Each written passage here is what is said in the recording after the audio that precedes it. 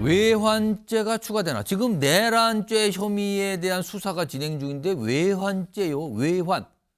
나라 밖과 관련된 얘기가 되는 거잖아요.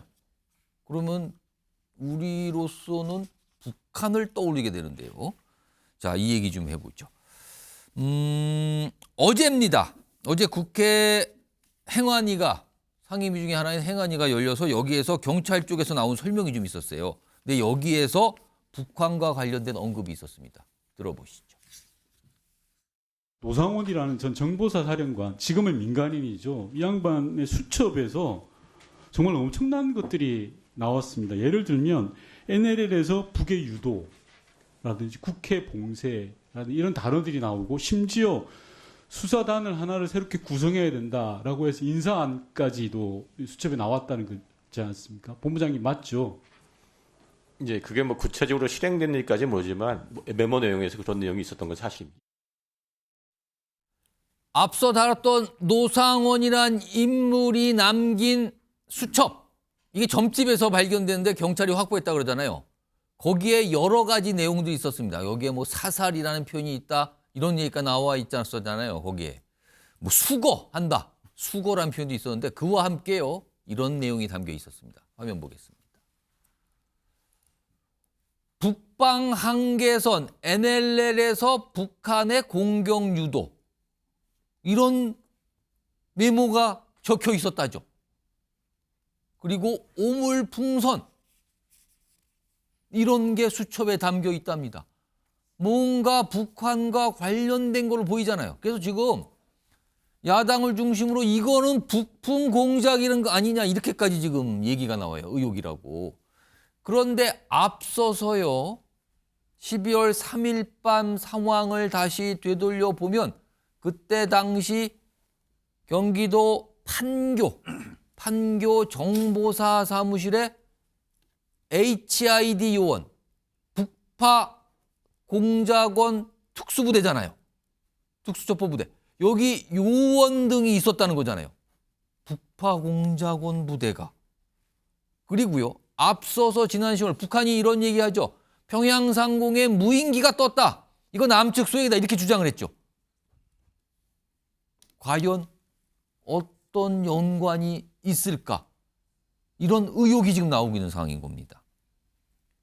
김초영 교수님. 아직은 수사가 진행 중이다. 저런 부분에 대해서 다 지금요. 신중할 필요가 있긴 하지만 이른바 수첩 속 내용에 보면은 뭔가 정황이 좀 보이는 거 아닙니까? 지금 이 상황은? 그때 뭐 이게 뭐 일단 뭐 이게 일명이 이제 노상원 전 정보사령관 어떤 계엄 수첩이라고 할 수 있는 건데 예.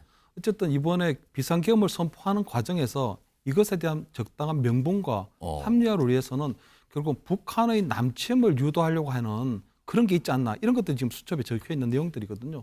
근데 저는 저게 지금 그 노상원 전 사령관이 지금 본인의 머릿속에 있는 구상을 그냥 이렇게 적어 놓은 건지 네. 아니면은 실제로 단순하게 메모했는지는 아직 확인할 수 있는 상황이 아니거든요. 왜냐하면 구체적으로 실행되려고 하는 그런 부분들이 실행에까지 이르지 않았기 때문에 예. 그래서 그냥 단순하게 머릿속에 있는 구상을 그냥 메모해 놓은 건지 알 수는 없지만 어쨌든 여러 가지 정황상으로 볼 때는 지금 어떤 비상계엄에 대한 어떤 명분을 찾기 위한 어떤 그런 노력들이 있었지 않나. 그래서 지금 뭐 얼마 전에도 뭐 무인기가 올라가고 그다음에 오물풍선 내려올 때 원점 타격하는 문제가 있었지만 그런 것들이 실질적으로 이루어지지 않았거든요. 실행은 안 됐어요. 그때 보면 어떤 합참의 의장이 거기에 대해서 강력하게 반대하면서 그것들이 굉장히 국지전을 유발할 수 있다고 생각했기 때문에 그런데 안 된 부분도 있고 또 이번에 판교에 모였던 정부사 그 북파 공작원들도 보면 실질적으로 어떠한 지시를 구체적으로 받았는지에 대해서는 예. 아직 나오지 않고 있기 거기에 때문에 뭐 대기하고 있었다는 정도까지만 나온 상태예요. 그래서 뭐 그 사람- 움직임은 없는 것 같고. 그 사람들이 뭐 북한 군복을 입고 뭐 국회에 들어와서 또 예. 서열을 일으키고 폭동을 일으키고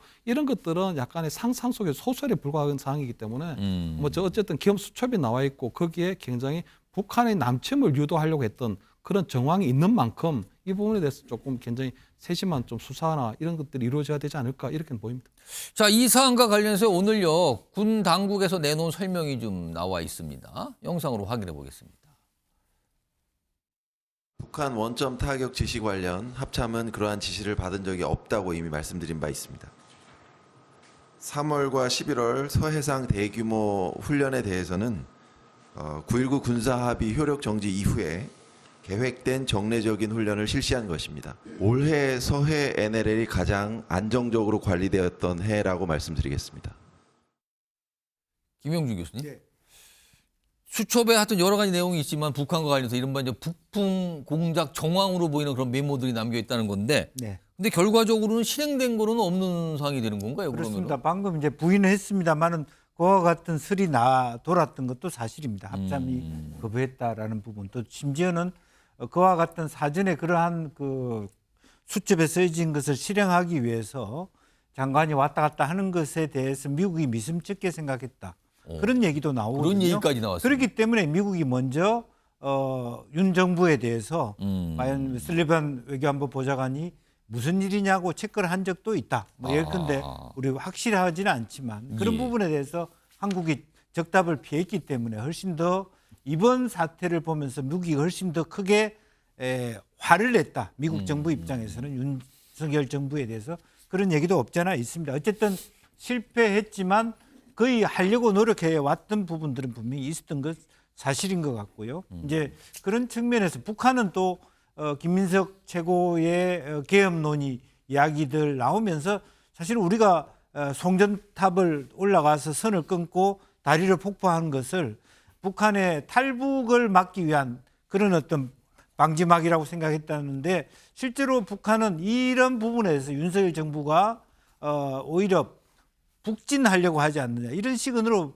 오인했을 수도 있다. 예. 그런 부분에 대한 여러 가지 이 연관된 이야기들이 나올 수밖에 없고 예. 이제 그런 것들이 아직까지 완전히 짜여져 있지는 않지만 예. 실제적으로 북이 왜 그와 같은 뭐 시도가 하지 않았기 때문에 리스판스 반응이 없었습니다만은 가급적 그러한 시도에 대해서 무반응했는가라고 하는 부분도 정보적 네트워크적 정보 차원에서 다시 한번 볼 필요가 있다 그렇게 보여집니다. 지금 말씀하시는 중에 속보가 들어왔어요. 오늘 한덕수 대통령 권한대행과 관련해서 민주당이 탄핵 소추안 발의할 수 있다. 오늘 중으로 그리고 26일 보고하고 뭐 그 이후에 처리하는 이런 얘기까지 있었는데 지금 속보가 들어왔는데요.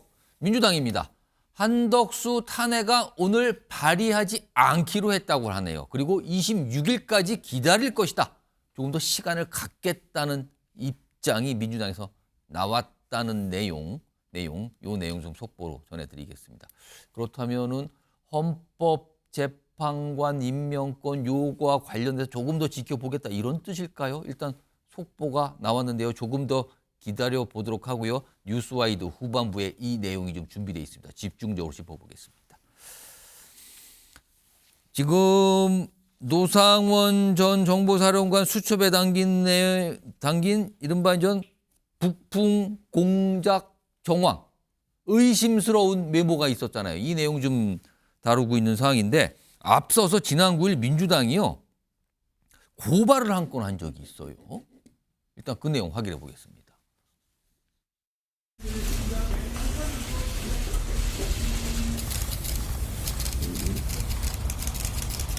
형법상 외환죄 중 일반 이적죄, 즉 대한민국의 군사상 이익을 해친 범죄에 대해서 고발을 한 거고요. 오물풍선, 원점 타격, 무인기 투입 이런 것들을 통해서 북한에 의한 군사적 공격에 대한민국을 노출시킨 점. 자, 앞서서 지난 9일인데요. 그때 민주당이 이제 고발을 한 상황인데 지금 요 상황과 관련된 내용들이 지금 최근에 나오고 있는 거죠. 화면으로 좀 정리해 보겠습니다. 지금 경찰 쪽에서 수사를 하고 있는데 외환죄 가운데서도 일반 이적죄 염두에 두고 수사를 하고 있다. 이런 얘기 나오죠. 일반 이적죄가 뭐냐면요. 군사상 이익을 해하거나 그러니까 우리나라의 군사상 이익을 해하거나 적국의 군사상 이익을 공유한 자는 뭐 무기 또는 3년 이상 징역 처한다. 이게 일반 이적죄. 그러니까 적을 이렇게 만들었다는 거죠. 우리로서는 북한 쪽을 이렇게 만들었다. 이걸 적용할 수 있다. 이걸 염두에 둔다는 거죠. 지금 노상원 전 정보사령관의 그 메모와 관련된 내용인데 김성수 변호사. 만약에 이른바 북풍 공작 정황이 나중에 수사를 통해서 만약에 가정을 해보겠습니다. 사실로 확인이 됐어요. 뭔가 있다라는 게. 그렇게 하면 사실상 지금은 이게 실행이 안 돼 실패한 걸로 보이거든요. 만약에 그렇다면 그러면은 외환죄 처벌과 관련해서 이게 어떻게 됩니까? 그러면은 예, 말씀하셨던 것처럼 지금 그 말씀하셨던 내용이 형법 99조에 있습니다. 일반 이적죄 관련이고 예. 대한민국의 군사적 이익을 해하거나 아니면 적국의 군사상 이익을 공유한 자를 이제 처벌하는 것으로 돼 있지 않습니까? 그렇기 때문에 지금 이 행위 자체가 대한민국의 군사상 이익을 해하는 행위로 볼 수 있는지가 법적인 쟁점이 될 것으로 보입니다. 그리고 만약에 해하는 행위에 해당한다라고 한다면 이것이 이제 실행의 착수에 나가지 못했다라고 한다면 예. 형사적으로는 예비 음모도 처벌을 할 수 있는 규정이 있다라고 한다면 처벌을 할 수가 있기 때문에 예. 이 부분이 예비 음모에 해당하느냐가 쟁점이 될 수가 있습니다. 왜냐하면 이 외환죄 같은 경우에는 예비 음모도 처벌을 한다고 명시가 되어 있거든요. 그렇다 보니까 예비 음모가 해당하는지를 이제 봐야 되는 것인데 이 판례가 2015년에 선고된 판례가 있습니다. 여기서 음모에 대해서 판단을 했었는데 당시에도 이 대법관들도 굉장히 첨예하게 의견이 갈렸던 사안이었는데 당시에는 음모라는 것이 이 실행의 착수에 나아가기 이전에 2인 이상의 자가 범죄 실행에 대한 합의가 성립이 된 경우를 음모라고 보는 겁니다. 그런데 이 음모를 판단함에 있어서는 굉장히 구체적으로 합의가 있었어야 된다는 거죠. 공격의 대상이라든지 시기라든지 이런 예. 것들이 굉장히 구체적으로 합의가 있었어야지 음모로 볼 수 있다. 당시에는 이렇게 다수 의견이 나왔었기 때문에 이 부분에 대해서 동일하게 만약 음모가 쟁점이 된다라고 한다면 예. 이번에도 그 기존의 판결과 동일하게 날 것인지 아니면 이번엔 조금 달리 볼 것인지 이런 부분도 좀 쟁점이 될 수가 있고 또 현재 사실관계가 어디까지 이 합의가 있었다고 볼 수 있느냐 이것도 쟁점이 될 수 있기 때문에 일단 수사기관에서의 사실관계 파악이 가장 중요할 것 같습니다. 자, 일단 상황은 이렇게 진행되고 경찰이 계속 수사를 진행하고 있는 거죠. 경찰에서 외환죄 가능성을 열어두고 염두에 두고 재조사를 해보겠다 이런 얘기까지 나오고 있는 상황입니다.